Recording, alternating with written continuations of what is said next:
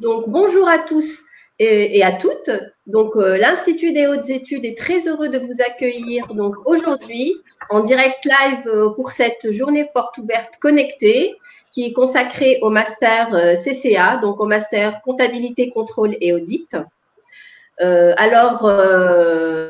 Donc nous sommes particulièrement heureux d'accueillir nos invités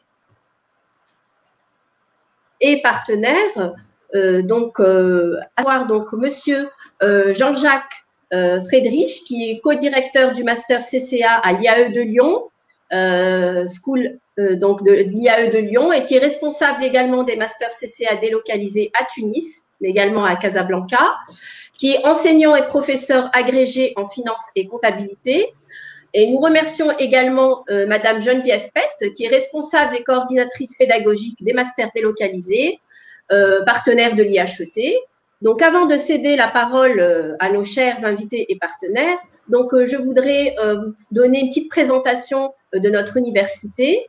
Donc, comme vous le savez, l'IHE couvre divers domaines de spécialité, donc en gestion, en économie, en droit, en informatique et en ingénierie, comme vous pouvez le voir ici. Donc, l'IHET est une université qui a aujourd'hui une vingtaine d'années, un peu plus de 20 ans. Elle a été fondée en 1998. Donc, c'est une institution privée d'enseignement supérieur et de recherche interdisciplinaire qui est implantée dans différents pays, à Tunis, à Bruxelles, à Paris, à Dakar, ainsi qu'à Abidjan. Alors, l'IHE, si on veut décrire l'IHE en chiffres, l'IHE, c'est 9 instituts qui sont implantés sur 5 campus en Tunisie et 4 à l'étranger. On compte à peu près plus de 4000 étudiants, donc 4250, qui suivent des cursus à travers de 12 licences, 16 masters, 3 DBA, 5 cursus en ingénierat, donc qui sont assurés par un groupe d'enseignants-chercheurs permanents et également par des experts et des professionnels qui viennent de Tunisie et également de nos partenaires étrangers. Nous assistons aussi nos étudiants via un réseau de partenaires important d'entreprises et notre taux d'employabilité, comme vous pouvez le voir, il est assez important, il est de plus de 90%. La force de l'IHET, c'est également ses différents partenaires. Donc, nous avons un partenaire de choix aujourd'hui qui est parmi nous, qui est l'Université de Lyon, donc via ce master CCA.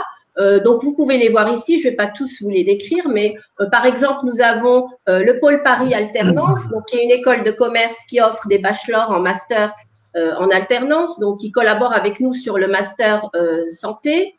Donc, nous avons également le SC Business School qui est un tout nouveau partenaire également de l'IHET. Nous avons l'ISTEC, donc Paris, qui est une école supérieure de communication et de marketing avec laquelle nous collaborons sur le marketing, sur le master marketing de luxe notamment.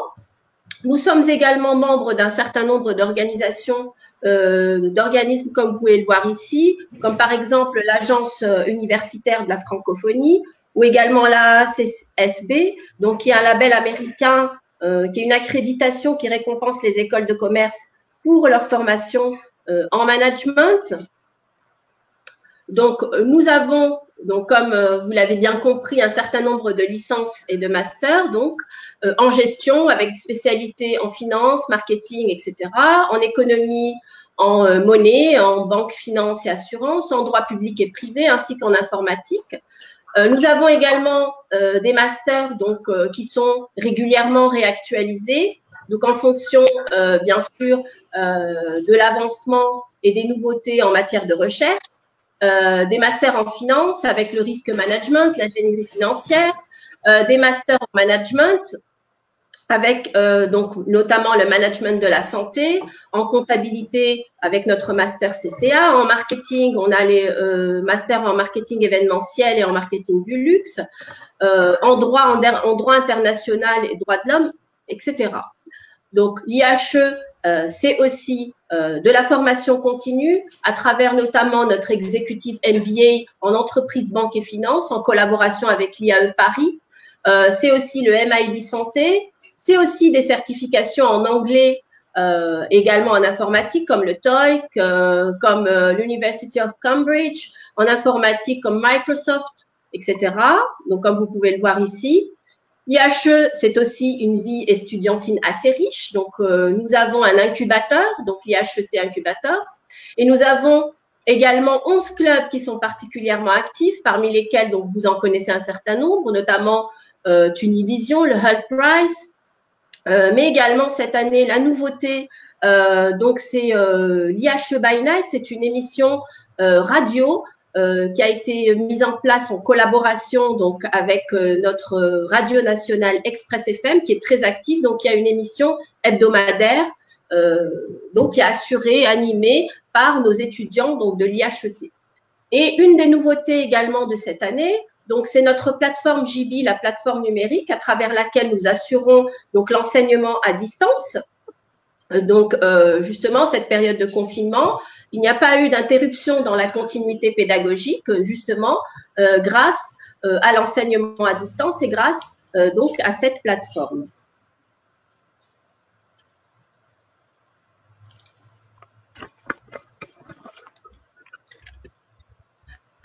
Donc, maintenant, je vais céder la parole à notre chère Geneviève Pett, donc, qui va nous parler un petit peu du master CCA. Bonjour à tous. Alors, le master CCA de Tunis a été créé en 2006. Vous voyez que nous ne sommes pas des débutants. Nous avons une longue expérience de cette codiplomation, avec des résultats qui ont été tellement encourageants que nous sommes toujours opérationnels aujourd'hui. Alors, comment se passe une délocalisation? Eh bien, nous avons, sans bouger de Tunis, la possibilité de vous faire obtenir le master selon les mêmes conditions, pratiquement, on va dire, qu'à Lyon.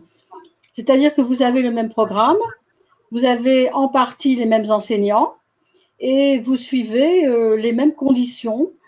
C'est-à-dire, par exemple, le même règlement intérieur est appliqué à Tunis, qui est le règlement intérieur de Lyon 3. Donc, par exemple, nous avons des précisions très, très carrées, très, très réglementaires sur tout ce qui est l'assiduité, notamment, ce qui est quelquefois quelque chose d'un peu difficile à faire passer, mais l'assiduité de Lyon 3 est appliquée à Tunis. Tous les cours sont obligatoires en présentiel. Et d'ailleurs, cette année, tous les cours ont été obligatoires par Internet, exactement de la même façon, avec la même exigence. Bien, alors, comment se passent ces cours? Nous avons choisi, pour des raisons que vous comprendrez plus tard, nous avons choisi de faire des cours modulaires. C'est-à-dire que l'enseignant qui vient de France ne va pas venir vous faire 2 heures de cours. Donc, il vient et il fait son volume horaire total, à savoir 24 heures, en général réparti sur 4 jours. 4 fois 6 heures. Vous avez fini votre module dans une matière et 3 semaines, 1 mois après, vous passez votre examen. Ce qui veut dire que tout au long des 2 ans du master CCA, vous allez accumuler des examens et des cours jusqu'à avoir conclu votre programme. Le programme est très lourd, beaucoup plus lourd qu'un master classique, même pour un master français. Il est à peu près du double du volume horaire d'un master normal. Donc, c'est un master qui est très exigeant. Il faut savoir ce qu'on veut. Il faut savoir que si on veut réussir, il ne va pas falloir trop s'amuser. Voilà, c'est vraiment un master qui est extrêmement enrichissant et qui a comme avantage très important de donner des dérogations pour l'expertise comptable française. Par exemple, sur l'ensemble des matières, vous allez avoir l'équivalence du DSCG sur une grande partie de ces matières. Monsieur Friedrich vous donnera les détails par la suite, mais c'est pour vous dire que la présence en cours et le sérieux avec lequel vous suivez vos études, ça va déboucher sur quelque chose d'autre qu'un master, ça va déboucher sur un master plus des équivalences. Et ça, c'est quelque chose d'assez appréciable. Donc, nous sommes installés pour les masters français sur le campus du CRAM, où nous avons à disposition un bâtiment très grand. Nous avons largement tous les espaces nécessaires. Nous avons une bibliothèque, nous avons même un laboratoire de recherche. Vous êtes installés de façon assez autonome. Et on a un étage pour nous, donc vous êtes chez vous en CCA et sur les masters français, vous êtes chez vous vraiment là-bas sur le campus du CRAM, sans problème, avec notre propre administration. Voilà. Que vous dire d'autre avant de parler du contenu? La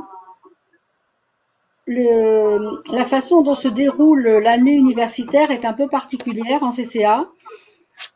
Nous faisons 3 mois de cours, 3 mois de stage, 3 mois de cours. Les 2 années sont sur la même maquette. C'est-à-dire qu'en fait, votre stage se passe en janvier, février, mars. Ce qui est quelque chose de particulier pour les comptables. Voilà. Donc, les 2 années, la même maquette. Et les 2 années, en début juillet, vous passez votre mémoire. En première année, c'est un rapport de stage, et en deuxième année, c'est un réel mémoire de master. Voilà, c'est la configuration est comme ça. Donc, à la fin des 2 ans, quand vous avez obtenu votre master CCA, vous pouvez terminer votre cursus d'expertise comptable en vous inscrivant au DSCG, pour lequel je vous ai dit, vous avez déjà à peu près 80% des matières dont vous êtes exonéré. Voilà. Donc, ce que je peux vous dire encore par rapport à notre expérience de presque 14 ans maintenant, c'est le résultat. Nous avons eu des résultats excellents, en tout cas pour les étudiants qui ont voulu travailler correctement, avec des postes très brillants, des anciens qui ont vraiment fait des carrières magnifiques. Et ça, nous en sommes très fiers. Voilà. Pour le contenu du master, je laisse la parole à monsieur Jean-Jacques Friedrich. Bien, j'interviens directement? Oui. Très bien. Bah, écoutez, bonjour à tous. Donc, je suis Jean-Jacques Friedrich, le directeur de ce master CCA de Lyon. Madame Ben Moustapha l'a d'ailleurs précisé à l'instant. Alors, juste peut-être un mot avant de parler plus précisément du master en lui-même. Donc, le partenariat de l'IHET est avec l'Université Jean Moulin Lyon 3. Hein, il y a 3 universités à Lyon, Lyon 1, Lyon 2, Lyon 3. Donc, nous sommes Lyon 3. Au sein de cette université Jean Moulin, il y a une énorme faculté de droit, c'est la partie la plus importante de l'université. Ensuite, à peu près d'importance à peu près équivalente, l'IAE de Lyon, hein, l'Institut d'administration des entreprises, et puis ensuite d'autres facultés d'histoire, géographie, philosophie, de langue, qui sont des unités un tout petit peu plus petites. Hein. Donc, au sein de l'université Jean Moulin, l'IAE représente une des composantes les plus importantes. Pour vous donner un ordre de grandeur en termes de nombre d'étudiants, ça représente l'IAE, rien que l'IAE, ça représente à peu près 6500, 7000 étudiants, hein, sur un nombre d'étudiants dans toute l'université qui est à peu près de 25 000. Hein. Les IAE en France, si vous voulez, c'est un peu l'équivalent, c'est assez facile à comparer avec la Tunisie, hein, on va dire c'est un peu l'équivalent des ISG hein, en Tunisie, c'est-à-dire que ce sont des business schools publiques. Voilà. Si ce n'est que, comme vous le savez aussi, ben, il existe aussi en France des universités privées ou des écoles de commerce, de management privées. Certaines dépendent d'ailleurs des chambres de commerce, d'autres sont totalement privées. Voilà. Donc, nous sommes une business school publique et nous délivrons évidemment des diplômes d'État et des diplômes nationaux français. Alors, au sein de l'IAE, il y a évidemment des formations à la gestion qui s'articulent autour des ressources humaines, du marketing, des systèmes d'information, du droit et évidemment de la finance et de la comptabilité. Et le master CCA est probablement l'une des formations les plus cotées au sein de l'IAE de Lyon, puisqu'elle est régulièrement classée parmi les toutes premières en France. Vous savez qu'en France, il y a régulièrement des classements qui sont publiés au niveau des universités, au niveau des écoles et aussi au niveau des masters. Et le master CCA est régulièrement classé parmi les 3 ou 4 meilleurs masters CCA de France. Alors, la particularité du master CCA, et je pense que Madame Pett vient de le préciser, vient de le dire, c'est que c'est une formation qui est adossée à une profession. Et en l'occurrence, cette profession, c'est la profession d'expert comptable et de commissaire aux comptes, et c'est la raison pour laquelle cette formation a été créée. L'ancêtre du master CCA, c'était une maîtrise que vous connaissez certainement de nom, parce que je crois qu'elle existe encore même en Tunisie. C'est la maîtrise des sciences et techniques comptables et financières, qui, elle, a été créée en France dans les années 70, et puis ensuite qui s'est transformée au moment de la réforme de ce qu'on appelait le LMD, le licence master doctorat, s'est transformée en master, et avec un intitulé qui est devenu comptabilité, contrôle, audit. Et cet intitulé, je crois que vous le connaissez assez bien, puisqu'il existe aussi en Tunisie des masters CCA qui ont été plus ou moins organisés et construits un peu sur ce modèle-là. Et il en existe un peu partout d'ailleurs, il en existe en Afrique, il en existe au Canada, il en existe, on va dire, dans tous les pays francophones, et voire même anglo-saxons. Donc, l'objectif est de former des experts comptables et des commissaires aux comptes, et le souhait du ministère, lorsque cette formation a été créée, était précisément de faire du master CCA la voie universitaire d'accès à l'expertise comptable et au commissaire aux comptes. Alors, ce qui ne veut pas dire que tous ceux qui rentrent dans le master CCA sont condamnés à devenir experts comptables ou commissaires aux comptes, ils sont obligés de le faire. Bien évidemment, vous pouvez aussi faire d'autres choix. Vous intéressez au contrôle de gestion, vous intéressez à la finance, vous intéressez au contrôle interne ou au système d'information. Il y a d'autres portes qui vous sont ouvertes si vous entrez dans cette formation, mais néanmoins, l'objectif premier, c'est quand même celui-là. Et dans notre recrutement, nous attachons par définition beaucoup d'importance au fait que généralement, nous préférons recruter prioritairement les candidats qui ont cet objectif à l'entrée. Alors, par la suite, cet objectif peut éventuellement changer, mais en tout cas, au moment où vous entrez dans cette formation, c'est généralement ce qui est recherché, que vous souhaitiez embrasser cette carrière d'expert comptable ou de commissaire aux comptes. Et donc, comme Genève l'a dit, le ministère de l'Éducation nationale français a voulu faire de cette formation celle qui va délivrer le plus de dispenses avec les examens d'expertise comptable. Si je pouvais faire rapidement une petite comparaison avec le système tunisien. Bon, pour ceux qui connaissent un peu la formation à l'expertise comptable en Tunisie, vous savez qu'il y a un examen qui s'appelle le révision comptable. Eh bien, disons que le master CCA, c'est à peu près l'équivalent de cet examen de révision comptable. Et donc, il fournit un grand nombre de dispenses avec cet examen. C'est un peu comme si en Tunisie, vous aviez une formation universitaire, mettons un master CCA ou autre, qui délivrerait 80% des dispenses avec le révision comptable. C'est à peu près ça le master CCA en France. Pour devenir expert comptable en France, il faut parcourir un certain nombre d'étapes. En gros, LMD, licence, master, et enfin bac plus 3, bac plus 5, bac plus 8. Le bac plus 3, ça s'appelle le DCG, le diplôme de comptabilité et de gestion. Le bac plus 5, c'est le DSCG, diplôme supérieur de comptabilité et de gestion. On va dire que c'est l'équivalent du révision comptable. Et puis bac plus 8, c'est le DEC, le diplôme d'expertise comptable. Eh bien, le master CCA vous donne la dispense du premier niveau, bien sûr, du DCG, ça c'est 13 unités d'enseignement, et puis vous donne la dispense de 5 UE sur 7 du DSCG, c'est-à-dire l'équivalent du révision comptable. Et puis par la suite, évidemment, lorsque vous sortez du master CCA, il vous reste donc 2 unités d'enseignement à passer, hein, que vous devez passer en France. Et puis ensuite, vous poursuivez évidemment votre formation à l'expertise comptable à travers un stage d'expertise comptable qui va durer 3 ans et à l'issue duquel vous allez passer encore quelques épreuves, dont notamment un mémoire, hein, l'expertise comptable, qui est quasiment l'équivalent d'un doctorat, on va dire d'un doctorat professionnel, pour devenir expert comptable. Voilà. Donc voilà à peu près disons en quelques mots l'objectif de la formation et le parcours. Alors, notre recrutement, parce que je voudrais quand même dire un mot sur les conditions, évidemment, de recrutement. Pour entrer dans cette formation, évidemment, vous devez être titulaire d'une licence, hein, obligatoirement, enfin, au moins d'une licence. Il y a parfois des étudiants qui ont déjà un M1 ou un M2, mais enfin, la condition, évidemment, minimale, c'est d'être titulaire d'une licence.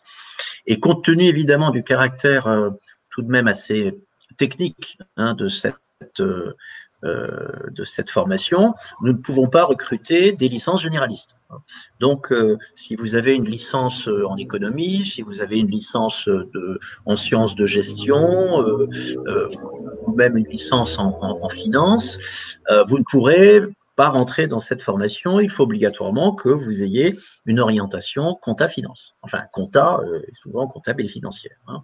Donc, alors qu'elle soit licence fondamentale ou licence appliquée, peu importe, hein, ça on n'attache pas d'importance à cet aspect-là des choses. Vous pouvez avoir une licence fondamentale comme vous pouvez avoir une licence appliquée, mais obligatoirement une licence fondamentale ou appliquée comptable, ou en sciences comptables et financières, ou CCA, enfin bon, ça dépend des intitulés, mais il faut que vous ayez des prérequis comptables et juridiques et financiers qui soient quand même suffisants pour rentrer dans cette formation. Par ailleurs, compte tenu justement des dispenses qui sont très largement accordées à cette formation, vous ne pouvez pas non plus rentrer en M2 si vous n'avez pas fait un M1 CCA chez nous. Hein, enfin, chez nous ou dans une université française, éventuellement. Hein. Mais on ne peut pas, par exemple, si vous aviez un Master 2, vous ne pourriez pas dire, ben moi j'ai déjà un Master 2, j'aimerais rentrer directement en Master 2 CCA à l'IAE. Ça ne sera pas possible. Hein. Donc, c'est une formation qui est un bloc en 2 ans. Hein. Il faut le voir comme un tout en 2 ans. On ne peut pas rentrer en deuxième année si on n'a pas fait la première année, puisque c'est l'ensemble de la formation qui délivre les dispenses. Voilà. Et c'est parce qu'il y a ce jeu de dispenses que, effectivement, les exigences sont relativement élevées. Je crois que Geneviève Pett l'a très bien souligné. Hein. Les volumes horaires, évidemment, sont un peu plus élevés, enfin, je dirais même beaucoup plus élevés que dans certains masters. Pour certains, c'est une très bonne nouvelle, pour d'autres, parfois un peu moins. Mais cette formation s'adresse quand même à des gens qui ont envie d'acquérir beaucoup de connaissances. Et donc, il faut effectivement que vous en soyez bien confiants. Et regarde, j'entends de la musique là, non? Si on peut l'enlever, non? Je pense que voilà, très bien, merci. Voilà, donc tout ceci, donc les volumes horaires, hein, Geneviève Pett en a parlé, on est à peu près sur des volumes de l'ordre de 500 à 600 heures de cours par an. Hein, c'est à peu près ça, oui, si je ne me trompe. 550. 550, voilà, oui, hein, j'étais à peu près dans le volume. Ça, et ce sont évidemment des volumes horaires qui nous sont imposés par le ministère, hein, parce que comme vous l'avez compris, nous ne pouvons pas bénéficier de dispenses si nous n'assurons pas la totalité du programme des examens d'État. Hein. Et ça, c'est aussi une autre caractéristique du master CCA. Il faut savoir qu'il y a à peu près 40 masters CCA en France, hein, celui de Lyon. Comme je vous le disais, se classe régulièrement dans les 3 meilleurs, mais il y en a 40 en France, et tous les 40 ont le même programme, hein, ont exactement la même maquette, les mêmes coefficients, les mêmes matières, parce que nous devons obligatoirement, pour bénéficier des dispenses, évidemment assurer la totalité du référentiel national. Et ça, c'est un peu une particularité de cette formation. Hein, c'est un peu comme si vous étiez dans un programme national, j'allais dire un peu comme le bac, hein, où vous avez un programme national que les professeurs doivent impérativement respecter. Et ça n'existe pas forcément dans une formation autre. Hein. Si vous faites un master en marketing, bon, bah, vous faites le master marketing de Lyon, vous n'aurez jamais exactement le même programme que le master marketing de Toulouse, de Strasbourg ou de Bordeaux. Hein. Donc, les masters CCA sont très calibrés hein, et ils assurent tous exactement le même contenu, la même formation. Bien, voilà. Donc, voilà en quelques mots ce que je voulais dire. Bon, pour le reste, les conditions d'entrée, je viens de vous les donner. Les conditions de passage entre le M1 et le M2 sont assez simples, hein, c'est-à-dire qu'à partir du moment où vous avez validé le M1, vous accédez directement à M2. Hein, il n'y a pas de deuxième sélection. Hein, la sélection, elle se fait à l'entrée hein, du M1. Et c'est là que c'est évidemment un peu peut-être plus difficile de rentrer parce qu'il y a une sélection forcément.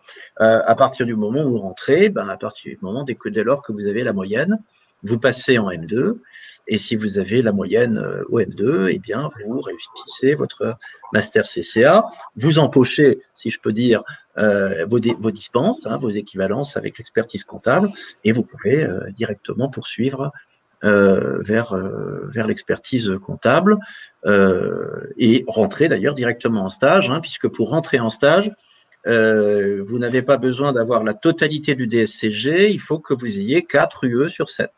Et comme le master CCA vous en donne 5 sur 7, le master CCA vous permet évidemment de rentrer directement en stage. Voilà.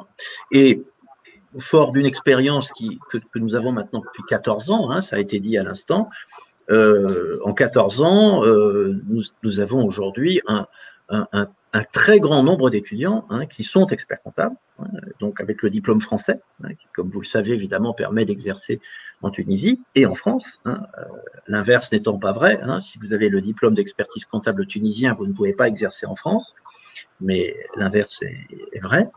Et donc, nous avons aujourd'hui un grand nombre d'étudiants qui ont réussi d'abord le DSCG, et là nous en avons, je ne sais pas, facilement entre 50 et 100, hein, déjà, hein, à peu près, hein, c'est à peu près de cet ordre-là. Et puis des gens qui ont le DEC, et les gens qui ont le DEC, là on en a, je ne sais pas combien, une vingtaine à peu près. Hein. Oui, largement. Voilà, facilement. Voilà. Bien, écoutez, pour ce qui me concerne, c'est à peu près ce que je voulais vous dire. Je ne crois pas qu'il soit nécessaire de rentrer après dans les détails de toutes les matières, etc. Hein, si vous avez besoin d'informations, on vous en donnera évidemment très volontiers, parce que bon, la maquette est connue et il n'y a absolument pas de problème là-dessus. Je crois que peut-être le mieux, ce serait qu'on passe maintenant à des questions. Je crois que vous avez la possibilité d'en poser par chat, mais je vais peut-être laisser la parole à Madame Ben Moustapha. Je vous remercie beaucoup, voilà. Madame Pett et Monsieur Friedrich pour ces explications qui sont très claires. Donc, a priori, on n'a pas beaucoup de questions. Par contre, j'ai une question d'une étudiante donc, qui demande est-ce qu'il est possible pour un étudiant de faire une année à Tunis et une deuxième année en France? Alors, ce cas-là a toujours été prévu depuis la signature, on va dire, du partenariat avec l'IHET. Les étudiants qui s'inscrivent à Tunis font partie évidemment de la promotion tunisienne et les étudiants qui s'inscrivent en France font partie de la promotion française. Et par conséquent, le passage de l'un à l'autre ne peut absolument pas être automatique, hein, parce que ça pourrait avoir pour conséquence de gonfler déraisonnablement un effectif de l'un et de dégonfler évidemment l'effectif de l'autre. Hein. Donc, les promotions, elles sont à peu près de l'ordre de 25 à 30 étudiants. Hein. On ne tient pas à faire des promotions de 40 ou 50 étudiants. Hein. Pour des formations de ce genre, ce ne serait pas bien raisonnable. Donc, nous ne cherchons pas à faire du volume. Hein. Et donc, par conséquent, le transfert de l'un à l'autre n'est pas automatique. Néanmoins, on a toujours institué une règle qui est très simple et qui consiste à dire que les trois majors, les 3 meilleurs étudiants du M1 de Tunis sont autorisés effectivement à faire leur M2 en France. Donc effectivement, c'est possible, mais c'est réservé évidemment aux meilleurs. D'accord, je vous remercie. Donc, a priori, hein, on n'a pas d'autres questions. Donc, voilà. Donc, si on n'a pas d'autres questions, je ne sais pas. Je ne sais pas si vous voulez ajouter quelque chose, Geneviève ou Monsieur Friedrich. Non, pas spécialement. Non, a priori, il n'y a pas de… Je peux ajouter quelque chose par rapport à cette question, c'est-à-dire que il faut que les étudiants qui s'inscrivent en CCA à l'IHET comprennent bien qu'ils sont 100% étudiants Lyon 3, c'est-à-dire ils ont une carte d'étudiant Lyon 3, ils ont une attestation d'inscription Lyon 3, ils sont 100% Lyon 3, donc ce sont des étudiants français. Étudiants français. Après, pour la deuxième année, ils font ce qu'ils veulent, mais ils sont étudiants français. Et ils ont une première année française, ce qui leur ouvre évidemment des horizons. Alors, puisque Geneviève fait la remarque, je pense juste à une autre remarque que je pourrais rajouter. On constate, et Geneviève me contredira certainement pas, que ces dernières années, la proportion d'étudiants tunisiens ayant fait leur stage en France est extrêmement importante. Très importante. Donc, tous les étudiants de M1 ne peuvent pas faire leur M2 à Tunis, en France, à Lyon, ça c'est clair. Ça peut être réservé qu'aux meilleurs. En revanche, les cabinets français aujourd'hui sont très recruteurs. Ils ont besoin de collaborateurs. C'est une profession qui recrute énormément. Alors, évidemment, dans le contexte du Covid-19 dans lequel on est aujourd'hui, je pense que je ne risquerai peut-être pas à faire des prévisions sur les recrutements dans les 3 mois qui viennent. Mais enfin bon, une fois que cette crise sanitaire sera passée, je crois que les cabinets reprendront leur recrutement et j'observe effectivement, cette année c'était particulièrement le cas, je vois pratiquement la moitié de la promotion a trouvé un stage en France. Il a fait son stage en France. C'est vraiment, c'en est presque impressionnant parce que ce n'était pas forcément le cas avant. Donc là, on est sur une période effectivement qui est plutôt, qui semble plutôt favorable au fait de pouvoir faire un stage en France. Voilà. Et c'est vrai que le fait de pouvoir faire un stage en France vous ouvre d'autres portes, c'est évident. Je vais ajouter quelque chose par rapport au stage en France. Cette année, je suis allée rencontrer un cabinet dans lequel travaillent des anciens étudiants CCA et qui a proposé de signer un accord de collaboration pour les stages pratiques sur Paris et sur Lyon, pour les étudiants de l'IHET. Ah, d'accord. Oui, spécifiquement de l'IHET. Oui. Ah oui, spécifiquement l'IHET, oui. Parce que justement, ils ont chez eux des gens qui viennent de chez nous et voilà, ça nous a ouvert cette opportunité. Oui. Il y a énormément de demandes, d'ailleurs autant en expertise comptable qu'en audit. C'est les deux voies. Je viens vous dire que vous êtes sur 2 voies. L'expertise comptable d'un côté, l'audit de l'autre, et le commissariat aux comptes. Et que ce soit l'un ou l'autre, en ce moment, les cabinets recrutent, les cabinets français en tout cas, tunisiens certainement aussi, mais là je parlais essentiellement des recrutements français, recrutent beaucoup de collaborateurs. En France, il y a une vraie demande en audit en tous les cas. Oui. D'accord. Voilà. Donc, on a d'autres questions qui sont arrivées entre-temps. Très bien. Donc, on a une question de Madame Salma Ben Saïden qui demande de savoir comment est-ce qu'on peut exercer le métier d'expert comptable en Tunisie avec le diplôme donc justement de CCA. Alors, comment peut-on exercer le métier d'expert comptable en Tunisie avec le diplôme CCA? Alors, il y a 2 choses. Le CCA, c'est un master. Bon, donc, à partir du moment où vous avez juste le master, vous n'êtes pas encore expert comptable, on est bien d'accord. Vous n'avez pas le diplôme d'expertise comptable. Donc, avec un master, vous trouvez du travail dans des cabinets, que ce soit en France ou en Tunisie. Et ce diplôme est évidemment très connu en Tunisie, puisque cet intitulé a été repris par pratiquement toutes les écoles et universités tunisiennes. Le ministère de l'Éducation nationale a repris le même intitulé pour ouvrir plein de masters CCA en Tunisie. Donc, a fortiori, forcément, le diplôme français sera forcément reconnu sur le territoire tunisien. Donc là, je parle du master. Donc, si vous voulez rentrer en stage d'expertise comptable avec un master CCA français, évidemment, vous n'aurez sans doute aucune difficulté. Et à plus forte raison que si vous aviez sans doute un master tunisien. Maintenant, si la question c'est, est-ce que le DEC, le diplôme d'expertise comptable, que vous allez obtenir après vos 3 ans de stage, est-ce que ce diplôme-là vous permet d'exercer en Tunisie? La réponse est oui. C'est ce que j'ai dit tout à l'heure. Le diplôme français permet d'exercer en France et en Tunisie, mais en revanche, le diplôme d'expertise comptable tunisien permet d'exercer évidemment en Tunisie, mais pas en France. Voilà. L'inverse n'est pas vrai. D'où le fait, effectivement, que beaucoup d'étudiants préfèrent suivre la formation le DEC français qui permet évidemment les deux possibilités.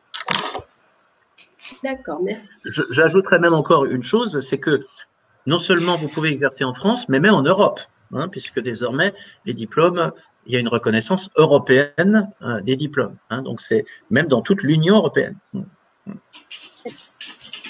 Donc, si vous voulez aller en Belgique, vous pouvez exercer en Belgique. Parfait. Donc, j'ai une question aussi. Une personne qui demande quelles sont les conditions d'inscription. Vous y avez un peu répondu tout à l'heure. Conditions d'inscription en master. Il faut une licence, sciences comptables et financières. Enfin, voilà, un contenu qui soit suffisamment comptable, que ce soit licence fondamentale ou que ce soit licence appliquée. Peu importe. Nous n'avons pas de préférence à ce niveau-là. Mais en revanche, si vous avez une licence généraliste, sciences de gestion par exemple, là, malheureusement, ça ne suffira pas. Ou alors, il faut une licence généraliste et un master derrière, un master orienté finance compta. Là, c'est possible éventuellement. Mais si vous avez juste une licence généraliste, vous ne pouvez pas rentrer en master CCA. D'accord.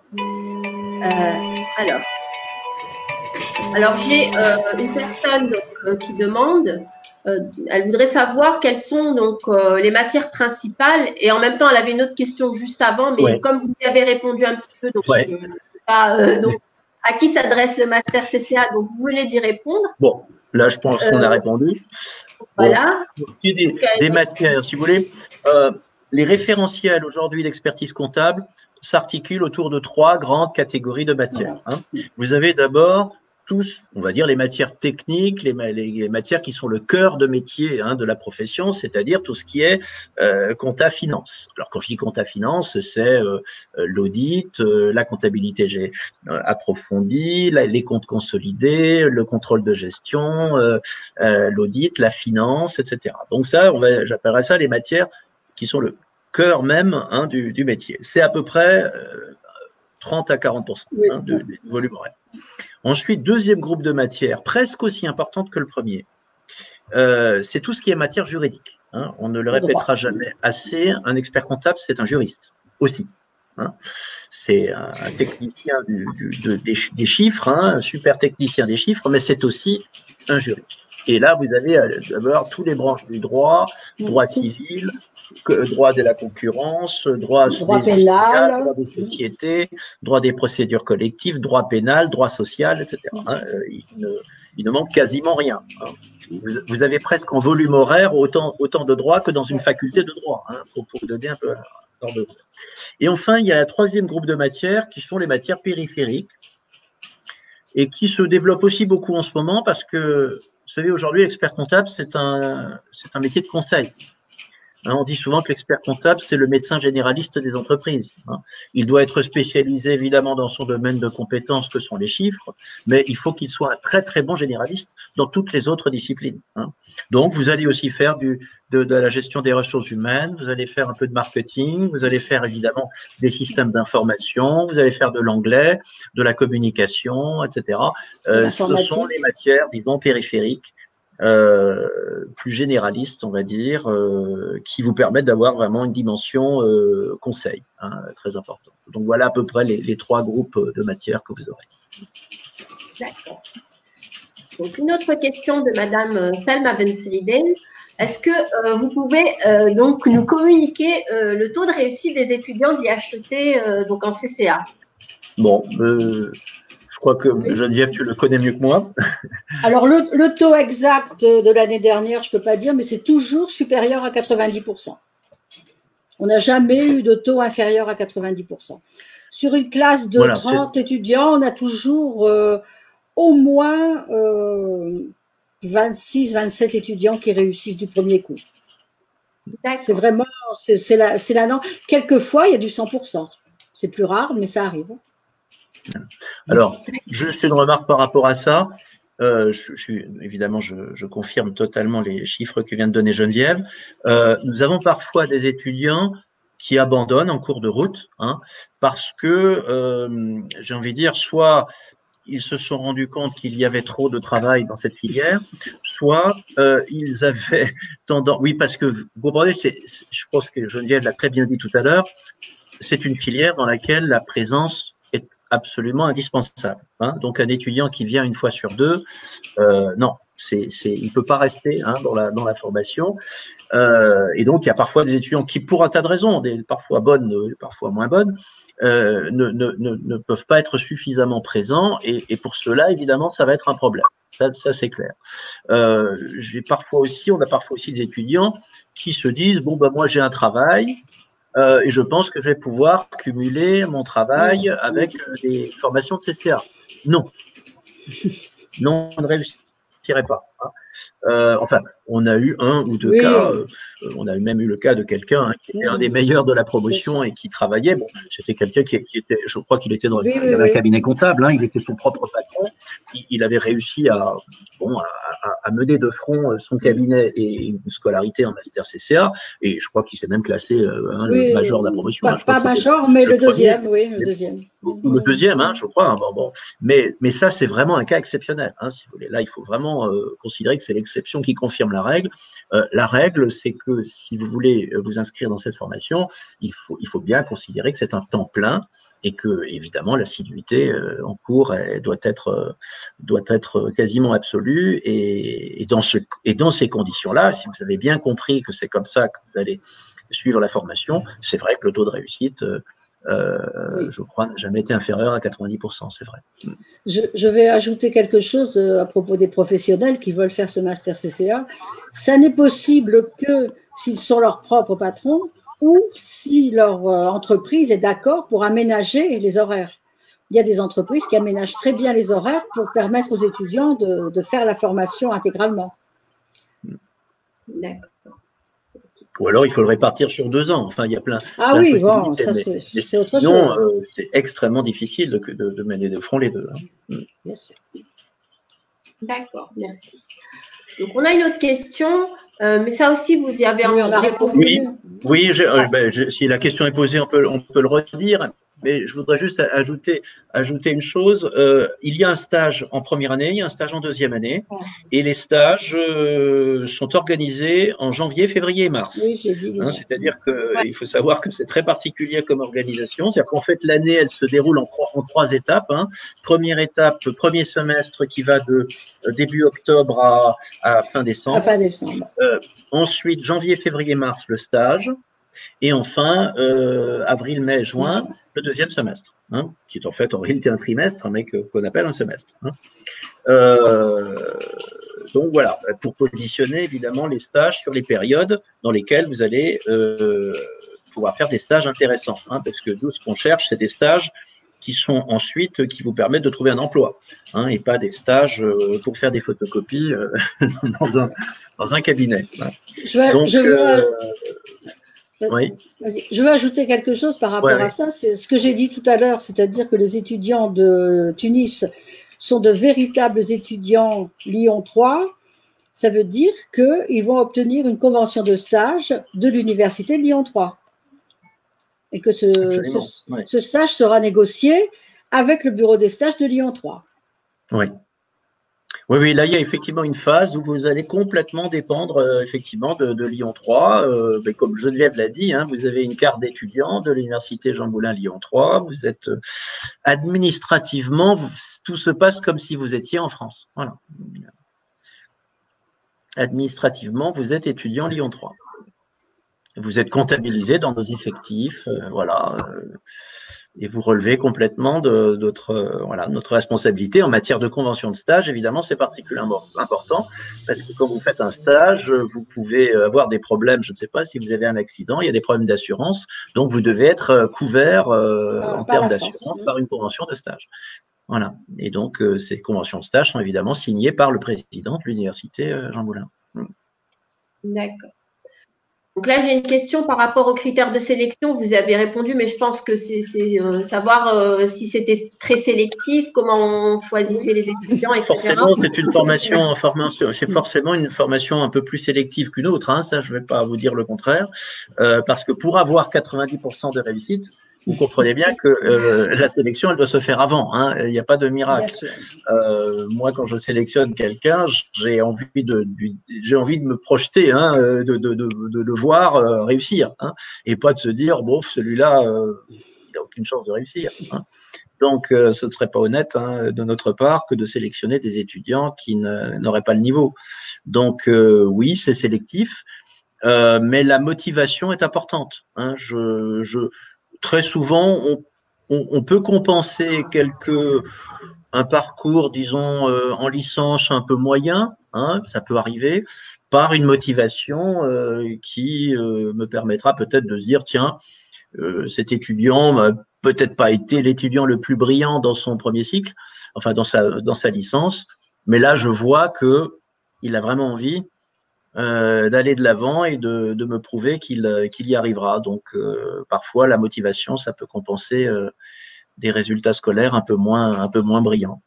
Mais bon, ça, c'est mon expérience personnelle qui me permet de faire ce genre de choix et ce genre de sélection. D'accord. Donc, on a une dernière question. Donc, là, on nous demande si le master a été ouvert aux étudiants étrangers. Absolument, voilà. Oui, bien sûr, c'est ouvert aux étudiants étrangers, bien sûr, évidemment. Quelle que soit la nationalité, il n'y a aucune condition de nationalité pour entrer dans ce master. Ok, bah, parfait. Donc, on n'a plus de questions, a priori. Donc, je vous remercie. Voilà.